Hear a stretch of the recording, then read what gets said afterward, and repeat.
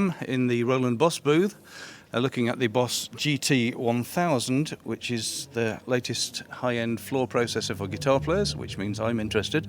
Jeff's going to tell me all about it, and then we're going to get a bit of playing from Aaron at the back to show us exactly what this thing can do. It looks lovely. It's got lights. What's the story, Jeff? The big story with this is that it's our new flagship processor, right? And it's a multi-effects processor that has some really new technology that we're super excited about. So for years we've been doing something called tube logic, right? Tube logic has been our way of really emulating the tube sensation, the feel, the dynamics, having amplifiers that could totally get over a band and have that guitar player sensibilities.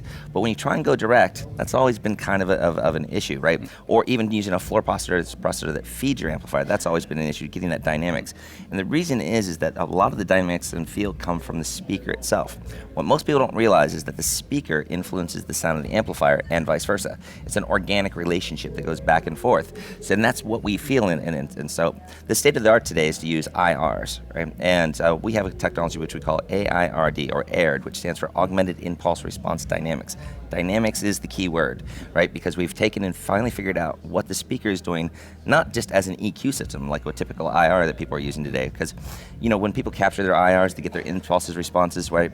All this data is captured in that, but as soon as they convolve it to make it a thing that you can run through, it loses everything except for a little EQ, phase, and time. Right? All the distortions are lost, but the big important thing is that all the stuff that should go backwards into the amplifier doesn't work anymore. AIRD does that. AIRD technology gets that influence that's going on there. So you have three key points of communication that are going on inside of an amplifier. You have the preamp section, the power amp section, and if those don't work together, you don't get the power sag and feel that you want. But there's also that same section between the speaker cabinet and the amp. So we've managed to do that in the amp tones that are in here. Along with that, it'll do a 4 parallel pass, has 2 simultaneous amplifiers inside of it. You have 4 outputs, so you have XLR outputs and quarter-inch outputs. So you can feed sound to the amps on stage, feed a different sound to the house. You can send a reverb here, a delay there, any combination of things you want. And the ins and outs are extremely high quality. This is the first 32-bit processor at 96K. So we got this new chip inside of there. It's super powerful. The editing is super fun and like any routing combination that you can come up with, series, parallel on top of parallel, right, that you can all do inside of this guy. It's got this big, beautiful display, which is designed to be on stage lights or out in the sun and handle stuff, but you can also edit from your phone.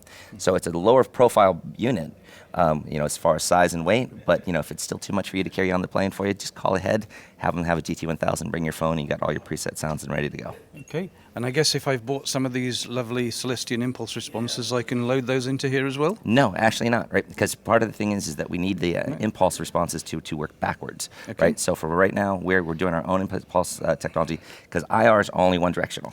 Right? Yeah, we need that communication back with the amplifier. This is because the typical IR is basically a snapshot. Yeah. Which doesn't respond dynamically. No, it doesn't respond dynamically.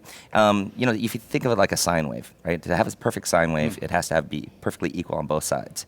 A speaker, by its nature, is not identical forward as it is backwards. So automatically, it's creating second-order harmonics, right? Well, an impulse will always erase those. So we needed to go further than that, right? And that's where we're at right now with the AIRD technology. Yeah, as you say, it's a very complex interaction, and damping factor comes into it, and you have to model all of that. Yes, exactly. Right, yeah, and because most people don't realize the damping factor on a guitar amp, because it's current driven instead of voltage driven, it's a huge part of like a change of the tone of the transformer.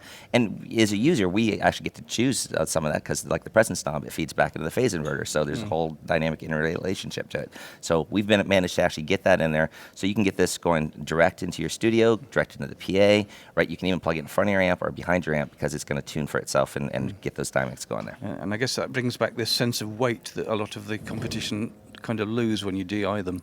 Yes, right. Yeah, exactly. Because some of the good long, resonant cabinets that are out there, you get some of that feel, and some people are getting fairly good at the B+ voltage and getting that going on there.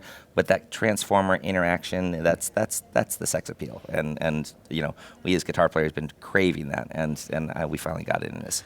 Well, I'm looking forward to trying it. So when is it going to be available for us to look at, and how much do we have to pay to buy one? Well, it's going to be available in about 3 months, and it's going to be $999. $999. Uh-huh. That's great. Thanks. Thanks. Most kind.